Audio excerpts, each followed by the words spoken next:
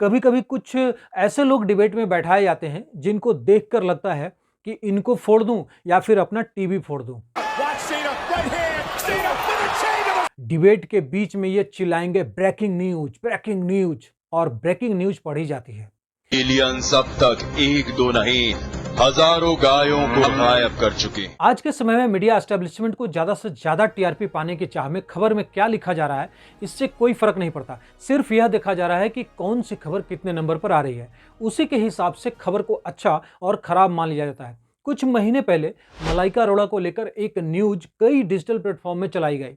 News का स्तर headline से समझा जा सकता है। न्यूज 18 की हेडलाइन थी, मलाइका अरोड़ा ब्रा पहने बिना घर से डॉगी को टहलाने निकली, तस्वीरें हो रही वायरल। कुछ इस तरह की हेडलाइन जी न्यूज ने भी दी। बिना ब्रा पहने डॉगी को टहलाने निकली मलाइका अरोड़ा, लोगों ने उड़ाया मजाक, फोटो वायरल। कई और प्लेटफॉर्म पर कुछ इसी तरह के हेडलाइंस डाली गई।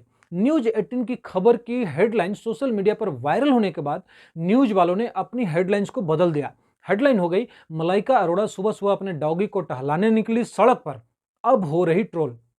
हिंदी डिजिटल मीडिया में लाइफस्टाइल, मनोरंजन दो ऐसे सेक्शन हैं जिसमें सेक्स लाइफ, अभिनेत्री के कपड़े, किस अभिनेत्री के साथ रिलेशनशिप में कौन है और भी कई तरह की खबरें छापी जाती है। मलाइका को लेकर जो न्यूज पब्लिश की गई यह हिंदी पत्रकारिता में सामान्य बात हो गई है। भारतीय मीडिया का स्तर लगातार नीचे गिरता जा रहा है।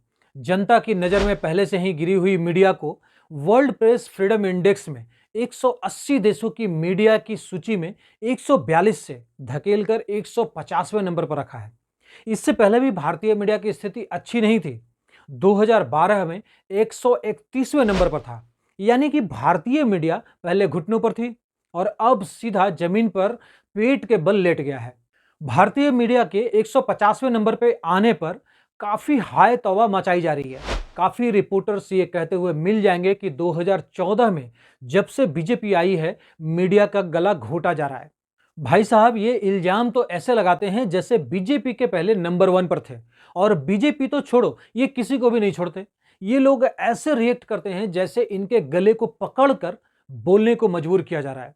इन्हें तब बिल्कुल शर्म नहीं आती जब ये एक छोटी सी खबर को इतना बढ़ा चढ़ाकर पेश करते हैं जैसे इंडिया पाकिस्तान में अभी जस्ट जंग छिड़ गई हो। इनके चैनल्स पर डिबेट देख लो, कितनी घिरी हुई होती है। कभी कभी ये खुद को बोलने नहीं देते तो कभी कभी इनको लोग बोलने नहीं देते। You see, they've spent all the money. All these websites say they do. All these websites say. कभी कभी कुछ ऐसे लोग डिबेट में बैठाए जाते हैं जिनको देखकर लगता है कि इनको फोड़ दूं या फिर अपना टीवी फोड़ दूं। डिबेट के बीच में ये चिल्लाएंगे ब्रेकिंग न्यूज। सबकी माइक बंद कर दी जाती है और ब्रेकिंग न्यूज पढ़ी जाती है कि एक सुअर का बच्चा मेन हॉल में गिर गया है और उसे निकालने की जद्दोजहद 2 लड़के कर रहे हैं, लेकिन अभी तक उस सुअर के बच्चे को निकाला नहीं जा सका। ये होती है इनकी ब्रेकिंग न्यूज।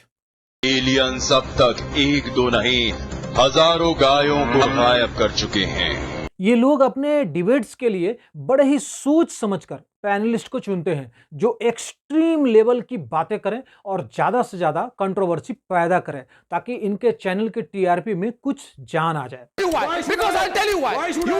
ये वैसे पैनलिस्ट को नहीं चुनना चाहते जो उस क्षेत्र में एक्सपर्ट हो। अगर हम बात करें इंडियन और किसी अच्छे देश के चैनल्स पर होने वाले डिबेट के बारे में, तो आपको देखकर कुछ ऐसा लगेगा। Energy policy. Ken?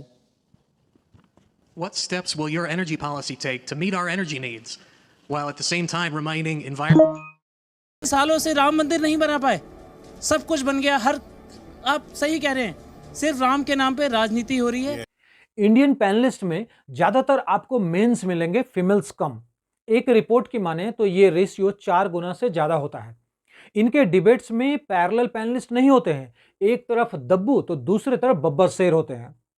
कहना ये चाह रहा हूं कि ये जो चाहते हैं वही दिखाते हैं, वो आप नहीं देख सकते जो आप देखना चाहते हैं। 1995 तक देश में सिर्फ एक चैनल था, आज हजारों में है। पहले कुछ दिनों की स्ट्रेट फॉरवर्ड न्यूज सुनाई जाती थी और अब याद आ गया दिल के अरमां। ये इंडियन जर्नलिज्म की कहानी ऐसे ही खत्म नहीं हुई है, ये हुई है एक्सट्रीम मीडिया प्लेटफॉर्म की वजह से। पहले चैनल्स को गवर्नमेंट ऐड बहुत ज़्यादा मिलते थे, वो धीरे धीरे सिकुड़ गए, इन्हें प्राइवेट एड्स पर निर्भर होना पड़ा। अब इनको कुछ अच्छे इंटरव्यू चाहिए तो इनको चाहिए होता है अच्छी खासी टीआरपी, और टीआरपी के लिए ये लोग इस्तेमाल करते हैं 3C, क्राइम, कल के खूनी खेल की कहानी जिसने सारे शहर में फैला दी है सनसनी, क्रिकेट, पिंडली यानी काफ मसल्स में चर्बी कम होना, सिनेमा। ने दी कैटरीना को नसीहत, शादी नहीं करना रणबीर से।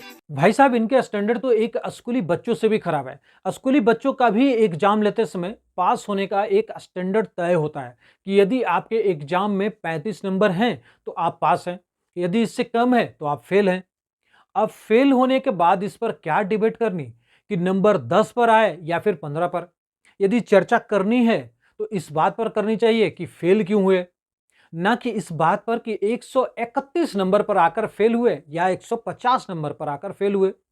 यदि आप सिर्फ 131 से 150 पर आने की समस्या पर ही चर्चा करना चाहते हैं तो इसका मतलब यह है कि आप अपनी बीमारी को ठीक करना नहीं चाहते, बल्कि उसे छिपाना चाहते हैं। लेकिन याद रखिए, छिपाने से बीमारी कभी ठीक नहीं होती बल्कि और बढ़ती है। भारतीय प्रेस में समाचार को सनसनीखेज बनाना, लॉजिकल विचारों के स्थान पर इलॉजिकल जुनूनी बातें लिखना और जिम्मेदार लोगों की बुद्धि को कॉन्शियस करने के बजाय गैर जिम्मेदार लोगों की भावनाएं भड़काना आम बात है। भारतीय मीडिया में पत्रकारिता पहले एक पेशा थी, अब एक व्यापार बन गई है। अखबार चलाने वाले को नैतिकता से उतना ही मतलब रहता है जितना किसी साबुन बनाने वाले को। पत्रकारिता स्वयं को जनता के जिम्मेदार सलाह के रूप में नहीं देखती। भारत में पत्रकार यह नहीं मानते कि बिना किसी प्रयोजन के समाचार देना, फियरलेसली उन लोगों की निंदा करना जो गलत रास्ते पर जा रहे हों, फिर चाहे वे कितने ही शक्तिशाली क्यों न हों। पूरे समुदाय के हितों की रक्षा करने वाली नीति को प्रेडिक्ट करना उनका पहला और मेन ड्यूटी है। इसके बजाय किसी खास व्यक्ति की पूजा करना मेन ड्यूटी बन गया है। Like this. योगी आदित्यनाथ तो ऐसे व्यक्ति है, उनको धर्म के बारे में तो कुछ पता ही नहीं है। 1 मिनट, योगा के बारे में तो कुछ पता ही नहीं है। जी थैंक यू वेरी मच, बहुत बहुत धन्यवाद। Thank you so much for joining me. ये हमारा जो प्रोग्राम है नेशन वांट्स टू नो, इसका दूसरा एपिसोड। क्लिकबेट जर्नलिज्म मौजूदा दौर में विज्ञापन आधारित डिजिटल मीडिया का एक जांचा परखा औजार बन गया है। सनसनीखेज हेडलाइंस के जरिए लोगों के अंदर की इच्छाओं को उकसाना और उन्हें स्टोरी क्लिक करने के लिए आकर्षित करना इस पत्रकारिता की पहचान बनता जा रहा है। हिंदी के ज़्यादातर डिजिटल प्लेटफॉर्म इस बीमारी से पीड़ित हैं, लेकिन हकीकत में समस्या वो नहीं होती जो बताई जाती है, समस्या वो होती है जो छिपाई जाती है। सत्ता पक्ष को दोष देकर आप अपने जातिवाद चरित्र को छिपा नहीं सकते हो। मीडिया के गिरते स्तर में समस्या ये नहीं है कि भारतीय मीडिया 150 नंबर तक कैसे गिरा, समस्या ये है कि आप पहले भी 131वें नंबर पर क्यों थे। जरूर सोचिए इस बारे में, वीडियो को जरूर शेयर कीजिए उन तक जो इस तरह के न्यूज को वर्कआउट करना चाहते हैं।